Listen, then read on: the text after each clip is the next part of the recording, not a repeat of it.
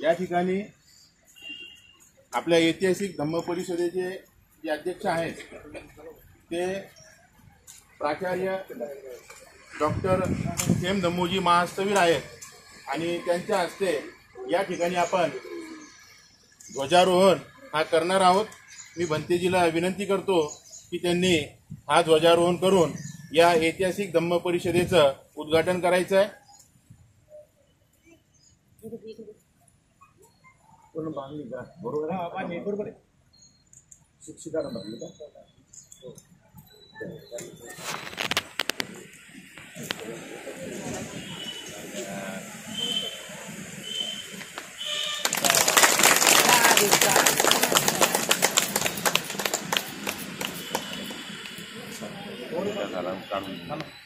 धम्म ध्वजाचा विजय असो, धम्म ध्वजाचा विजय असो, धम्म ध्वजाचा विजय असो, बौद्ध धम्माचा विजय असो, बौद्ध धम्माचा विजय असो, भगवान गौतम बुद्धाचा विजय असो, भगवान गौतम बुद्धाचा विजय असो, डॉक्टर बाबासाहेब आंबेडकरांचा विजय असो, डॉक्टर बाबासाहेब आंबेडकरांचा विजय असो। बुद्ध धर्म की क्या पहचान? मानव मानव एक समान। बुद्ध धर्म की क्या पहचान? मानव मानव एक समान। जग में बुद्ध का नाम है, यही बुद्ध की शान है। जग में बुद्ध का नाम है, यही भारत की शान है। बुद्धाचे मूल तत्व, समता शांती बंधुत्व, बुद्धाचे हे मूल तत्व। बौद्ध धम्माचा विजय असो, बौद्ध धम्माचा विजय असो, बाबासाहेब आंबेडकरांचा विजय असो, बाबासाहेब आंबेडकरांचा विजय असो, धम्म ध्वजाचा विजय असो। जय भीम, जय भीम, जय भीम, जय भीम, जय भारत म्हणा। जय भीम, जय भारत, जय भीम, जय भारत, जय भारत, जय भीम। अगोदर आपण धम्म ध्वज गाथा या ठिकाणी बनवूया, नंतर मग आपण हे काय आहे धम्मध्वज याच्यावर थोडंसं 5 मिनिट सर्वांनी हात जोडून धम्मध्वज गीत म्हणावे, एका आवाजात म्हणावे। वज्र संघात कायस,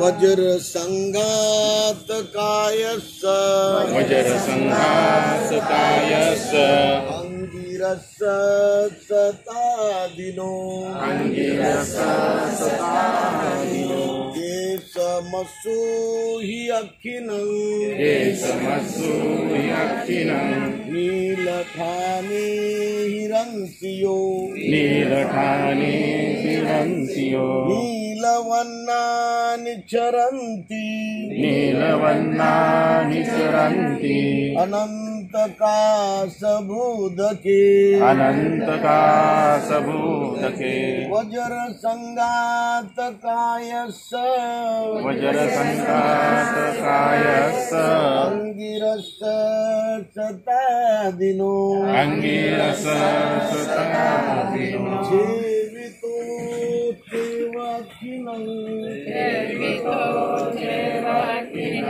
हीतठाने हिरंसियो, हीतवन्नानि चरन्ति, अनन्तकाशभूदके, वज्र संघात कायस, वज्र संघात कायस, अंगिरस सतादिनो, अंगिरस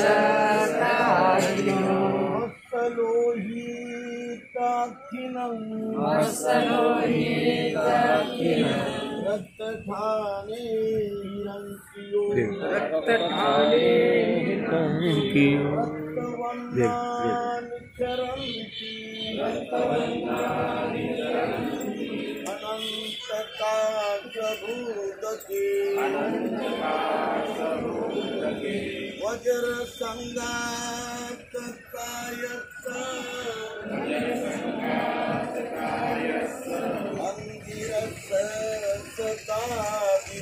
अंगिरस अट्ठदन्ते यक्षिणं शेतधानी हिरण्यो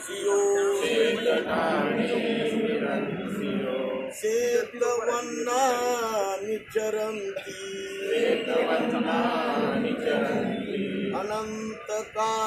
अनन्तकाशभूदके वज्र संगातकायस्य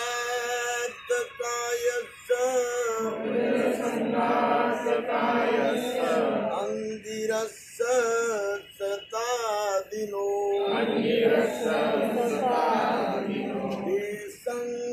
तेषं शरीराणं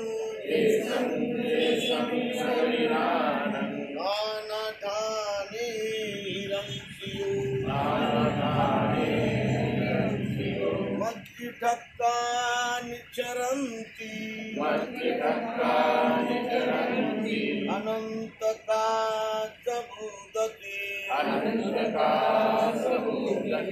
वज्र संगातकायस्य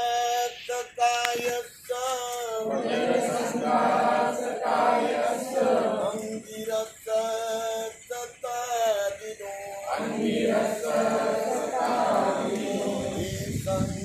देशं शरीराणं नानाधाने हिरण्यो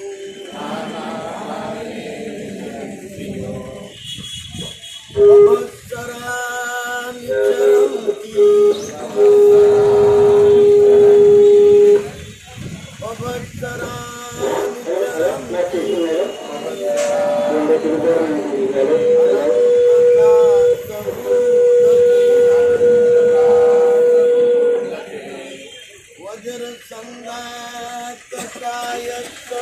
वज्र संगातकायस्य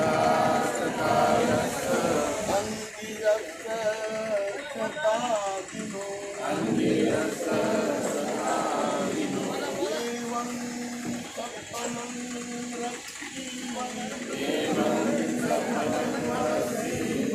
विचरन्तं दिशो दिशं अनन्तमुखो गच्छ अमृतं वा मनोहरं कायेन वाचा चित्तेन अंगिरस नमामः साधु साधु साधु साधु बुद्धं नमामि धम्मं नमामि संघं नमामि अहं वन्दामि सर्वदा पवित्र मनानं जगल्यामुळे आनंद मिळतो. पवित्र मनानं आपण आयुष्यभर उत्तम कर्म केले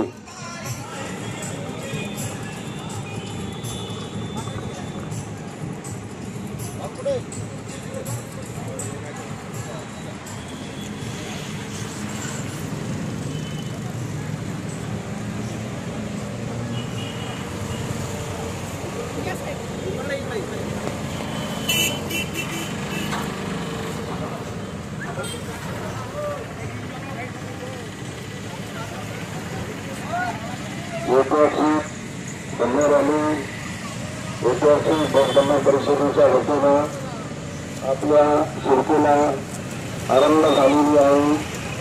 सर्व नागरिकांना संदेश आहे की आपण सर्वजण जीवनभरपर्यंत या संदेशाचं पालन करावं. भगवान बुद्धाचा धम्म संपूर्ण भारतभर आहे. प्रत्येक जागेवरती बुद्धाची मूर्ती आहे.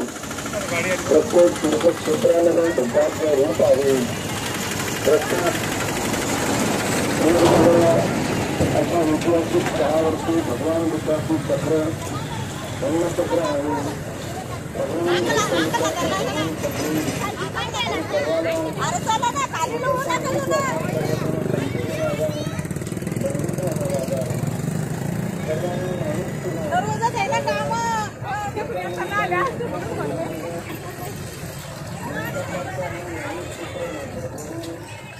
अरे गॅप कमी करायचा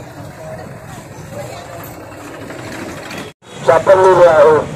अयोध्यामध्ये जेव्हा उत्खनन झालं तेव्हा हजारो बुद्धाचे धम्मचक्र मिळाले.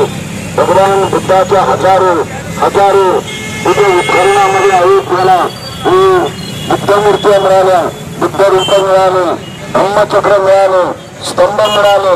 संपूर्ण अयोध्या ही भगवान गौतम बुद्धाचीच आहे असं सिद्ध झालेलं आहे. हजारो बुद्धाच्या मूर्त्या अयोध्येच्या उत्खननामध्ये मिळाल्या. हजारो बुद्धाच्या धम्मचक्र याचे स्तंभ आपल्या अयोध्येच्या उत्खननामध्ये मिळाले.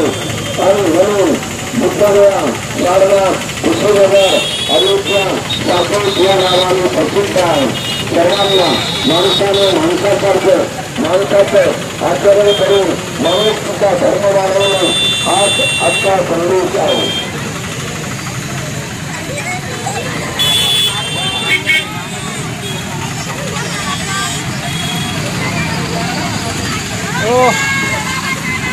प्रत्येक माणसाचा धर्म आहे. हा जगाचा सार्वजनिक सत्य धर्म आहे. या सत्य धर्माप्रमाणे सर्वांनी वागायचा, सर्वांनी चालायचा, सर्वांनी जन्म घडवायचा. या जन्माला बाईला आपला जन्म राहायला जाऊ नये, माणसानं आपला जन्म राहायला जाऊ नये. बेकार विचार आणू नका, कोणाला दुःख देऊ नका, कोणाला दुःख होईल असं वागू नका, कोणाचं दुःख वाढेल असं वागू नका. सर्वांचं दुःख दूर करणं हा सार्वजनिक धर्म आहे. कोणाचंही दुःख हे आपण निवारण करणं हा सार्वजनिक धर्म आहे. कोणी दुःखी असेल त्याला मदत करणं हा सार्वजनिक धर्म आहे.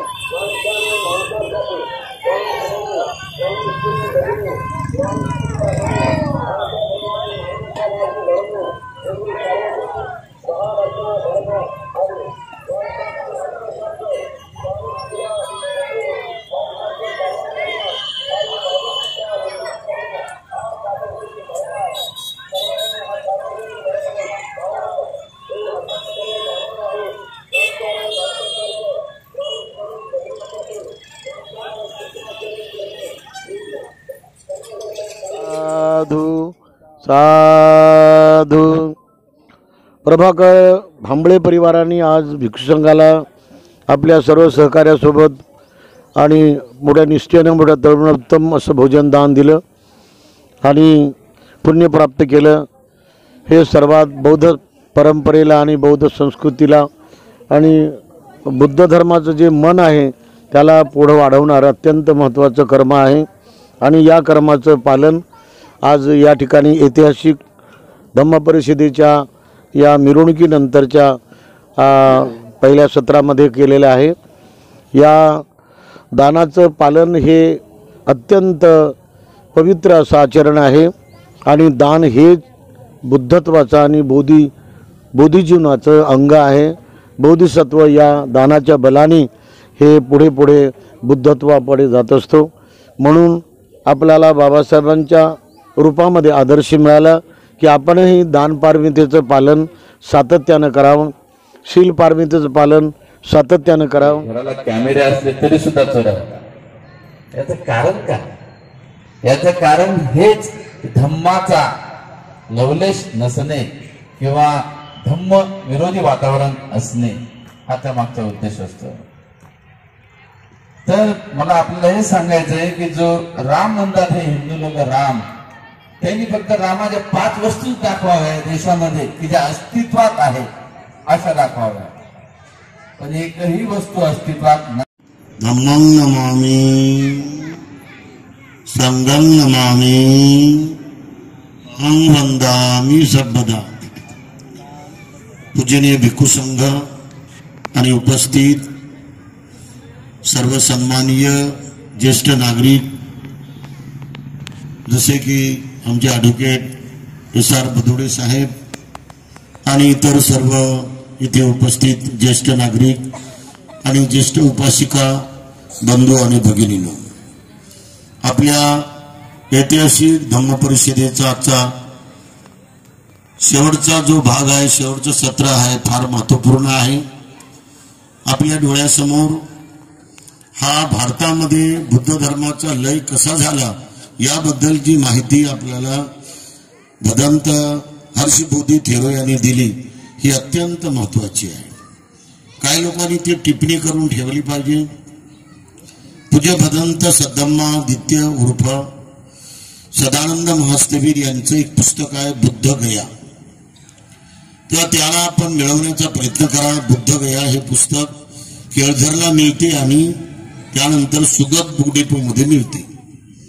इकडल्या बुक स्टॉलला मिळेल तर काही हरकत नाही. बुद्ध गया, तर त्यामध्ये असं वर्णन केलेलं आहे भगवंताचं की जे महाबोधीचं सध्या महाविहार आहे हे पुष्पमित्र शृंग याच्या संपूर्ण कालावधीमध्ये हे त्यांच्या ताब्यात होतं. ज्या दिवशी तिथे अमृतसरवरून साधू आला तर हा साधू म्हणजे घमेंडगिरी महंत होता आणि या साधूनं पाहिलं की इथे भगवान गौतम बुद्धाचे भव्य दिव्य असं विहार आहे आणि जिथे त्यांनी ज्ञान प्राप्त केलं ते बोधिवृक्ष आहे आणि हे उत्पन्नाचं जगातल्या साऱ्या उत्पन्नाचं केंद्र आहे. इथं आर्थिक दृष्ट्या प्रचंड धन दौलत घेऊन लोक येतात. भगवंताच्या नावानं, बुद्धाच्या नावानं जे काही भिक्खू तिथं राहायला येत होते त्यांना तिथल्या अरहंत भिक्खूचे तरंग मिळत होते. अरहंत भिक्खूच्या तरंगात राहिल्यामुळे माणसाची मानसिकता जी आहे ती प्रचंड वाढत वाढत वाढत जाते, उंच उंच होते. आपली जी पलीकडली जी बुद्ध लेणी आहे आणि अलीकडली जी बुद्ध लेणी आहे जिथे विशुद्धानंद राहतात, या दोन्ही लेणीच्या परिसरामध्ये आणि त्या लेणीच्या गाभाऱ्यामध्ये जिथे बुद्ध असे उंच बसलेले आहेत, त्यांचे पाय असे राहिलेले आहेत, तर त्या ठिकाणी अरहंताचे तरंग आहेत. तिथे अरहंत हे लोक राहिलेले आहेत आणि अरहंत म्हणजे प्रचंड बुद्धाच्या बोधी बलानं भरलेले असतात. त्यांचे तरंग तिथून हटतच नाही. बोधिवृक्षाजवळ तुम्ही जाऊन बसा, अर्धा घंटा, 1 घंटा, 2 घंटे. मी तिथे वैशाख पौर्णिमेला रात्रभर बसायला गेलो होतो, तर त्यावेळेस परमिशन घेऊन गेलो होतो मी. तेव्हा तिथे तेव्हा जास्त काही असं एटिकेट्स किंवा फार सिरियसली घेतल्या जात नव्हतं. म्हणजे तिथे कोणतंही चेकअप जास्त होत नव्हतं, तेवढ्यापुरतं तेवढं चेकअप होत होतं. तेव्हा मी तिथे रात्रभर बोधिवृक्षाजवळ बसलो होतो. तर आजही भगवान सम्यक संबुद्ध जिथे फिरले तिथे एवढे सेन्सिटिव्ह, एवढे संवेदनशील तरंग आहेत बुद्धत्वाचे, बोधीचे अरहंत, की आपल्याला ते प्रोटेक्ट करतात. याचा मी दुसरा एक अनुभव घेतला, ते म्हणजे मी 30 दिवस सती पठणासाठी हरियाणामध्ये गेलो होतो. मी ओघाओघानं 30 दिवसाचे 2 शिबिर, 45 दिवसाचे 2 शिबिर असे तपून तपून तपून 20 दिवसाच्या अगोदर 2 शिबिर केली. त्याच्या अगोदर मी 10 दिवसाचे 35 शिबिर केली आणि त्याच्या दरम्यान मी आपल्या भीमनगर भावशिंगमध्ये असताना सेल्फ शिबिर 3 केले होते तिथं. आपल्या समाजाला सांगत होतो की मला 6 वाजता तुम्ही थोडासा नाश्ता आणून द्या आणि दुपारी 11 वाजता थोडंसं जेवण आणून द्या आणि रात्री थोडंसं अल्पाहार किंवा चहा किंवा गुळ मिक्स केलेलं गरम पाणी। यामुळं मला लाभ झाला 3 शिबिराचा, तर तो या दृष्टिकोनात तुम्हाला सांगता हे माझं पण कथन मी तुम्हाला सांगू लागलो, माझी तपश्चर्या। तर त्या बुद्धगयेच्या महाबोधी महाविहारात तुम्ही जाऊन पाहिलं असेल तर सर्वात सुंदर बुद्धाची भूमी स्पर्श मुद्रा आहे। म्हणजे हे जे हात आहे जमिनी लागलेला आहे आणि हा जो हात आहे हा त्यांच्या पद्मासनाच्या मांडीवर आहे। भगवान बुद्धाच्या 9 भावमुद्रा आहेत। आता आपल्याकडे वेळ कमी आहे म्हणून पुढच्या वेळेस मी यांना सांगणार आहे ऍडव्होकेट बुद्ध पालला की 2 दिवसाचं शिबिर ठेवा, म्हणजे 2 दिवसाची धम्म परिषद, कारण आज वेळच मिळत नाही ना। तेव्हा सकाळचा जो वेळ आपला तो सकाळी आपलं प्रवचन 8 वाजता सुरू व्हायला पाहिजे। 8 ते 9 1 घंटाभर अभ्यासू भिक्खूचं 9 वाजता आपलं ध्वजारोहण। या दृष्टीनं त्या ठिकाणी जो घमेंडगिरी महंत आला होता तो ब्राह्मण होता आणि त्यांनी आपली नुसती एक झोपडी निरंजनेच्या काठावर बनवली। तेव्हा त्याला भीती वगैरे काही नव्हती। हळूहळू त्यांनी बुद्धगयेतली सर्व वॉल कंपाऊंडचे दगड कोणत्या तरी मार्गाने त्यांनी स्वतःच्या तिकडे नेली आणि त्यांनी आपल्या भिंतीला मोठा आवार करून त्या ठिकाणी त्यांनी आपला मठ स्थापन केला आणि त्या मठामध्ये 2 म्हशी ठेवल्या आणि 2 माणसं 3 माणसं त्याला चारायला ठेवले आणि त्याचं जे दूध काढत होते ते काढायचे, त्या दुधाचे पदार्थ तयार करून ते घमेंडगिरी महंत आणि हे मजूर लोक खायचे आणि शेवटी त्यांना संन्यासी बनवलं, त्यांच्या अंगावर भगवे कपडे दिले आणि जे भिक्खू श्रीलंकेचे होते पूर्ण महाबोधीचे ते वरच्या माळ्यावर जाऊन वरती पहिल्या माळ्यावर बुद्धाचं सूत्र पठण करायचे, ते रतन सूत्र, कर्णेने सूत्र, महामंगल सूत्र आणि धम्मचक्र प्रवर्तन सूत्र। हे सूत्र करता करता पठण त्यांच्यावर ते घमेंडगिरी महंत म्हणायचं यांना तुम्ही दगड मारत जा, विटा मारत जा।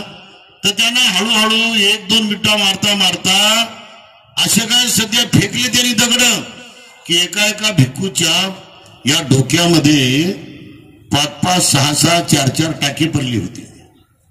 एवढे त्यांनी अत्याचार क्रमानं सुरू केले आणि जेव्हा हे माहीत झालं महाबोधीचे जे ट्रस्टी होते प्रमुख अनागारिक धम्मपाल, मग ते आले, त्यांनी येऊन भिक्खूचा रिपोर्ट तयार केला आणि कोर्टामध्ये केस टाकली।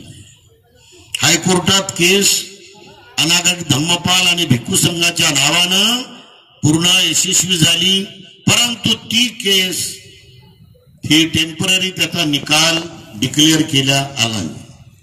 त्या जजला पुन्हा पैसे देऊन पुन्हा ते केस फिरवण्यात आली आणि शेवटी त्या घमेंडगिरी महंताच्या शिष्यांना आणि घमेंडगिरीला दोषमुक्त दाखवलं आणि भिक्खूला तिथे वावरायला मदत केली।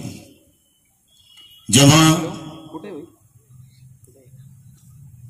हे सर्व काही दुसऱ्या संस्कृतीचं किंवा दुसऱ्या पद्धतीचं राज्य तिथं होतं, ते पुष्पमित्र शुंग जो होता यांनी जिथे राजा अशोकाचा राजवाडा होता त्या पाटलीपुत्राच्या ठिकाणच्या राजवाड्याचा एक ना एक विटाचा तुकडा ना तुकडा असा चुरा करून टाकला, पूर्ण राजवाडा दिसून एवढा द्वेष त्या पुष्पमित्र संघामध्ये आणि शशंक नावाच्या या हिंदू राजामध्ये म्हणजे ब्राह्मण राजामध्ये होता। हा तेवढा द्वेष होता। तो एक दिवस बुद्धगयेला आला, त्याने पाहिलं असं वर की उंचच्या उंच विहार आहे, हे तर पाडता येणार नाही. म्हणून त्यांनी गाभाऱ्यामध्ये जाऊन भगवान बुद्धाची भूमी स्पर्श भावमुद्रा त्यांनी निहाळली. भगवान बुद्धाच्या 9 भावमुद्रा आहेत की ज्या बुद्धाच्या काळामध्ये होत्या. भूमी स्पर्श अगोदर पहिली भावमुद्रा आहे ध्यान साधना भावमुद्रा, सम्यक समाधी भावमुद्रा. त्यानंतर आशीर्वाद भावमुद्रा म्हणजे वरद भावमुद्रा. त्यानंतर धम्मचक्र प्रवर्तन भावमुद्रा. त्यानंतर धम्मचारिका भावमुद्रा. त्यानंतर भिक्षाटन धम्मचारिका भावमुद्रा. त्यानंतर बुद्धाची हे स्टँडिंग अभय भावमुद्रा म्हणजे एक हात असा आणि एक हात अशा प्रकारे खाली. ह्या बहुतांशी भावमुद्रा जी आहे ना, एक हात असा आणि जो एक हात आहे तो असा खालचा आणि बुद्ध उभे असतात. हे मोठ्या लेणीमध्ये इकडे कानेरी गुफा आणि त्यानंतर नाशिकच्या जवळ ज्या लेण्या आहेत कारला भाज्या या एलिफंटामध्ये पण आहे. त्या अशा प्रकारे आपल्याला पाहायला मिळतात. आणि शेवटची भावमुद्रा आहे भगवान बुद्धाची, त्याला म्हणतात महापरिनिब्बाण भावमुद्रा म्हणजे उजव्या कुशीवर झोपलेली. याचे स्वतंत्र प्रवचन आपण ऐकायला मला पुन्हा एखाद्या वेळेस इकडे बोलवा आणि रात्रीच्या वेळेस असे प्रवचन आपण दर महिन्याला इथं देतच राहू. लोकांना प्रचंड लोक आली पाहिजे. तेव्हा याप्रमाणे आपण आता थोडस बघूया की या पुष्पमित्र संघानं ते भगवान बुद्धाची मूर्ती पाहिल्याबरोबर त्याला राग आला. त्यांनी प्रधानाला अमात्याला बोलवलं.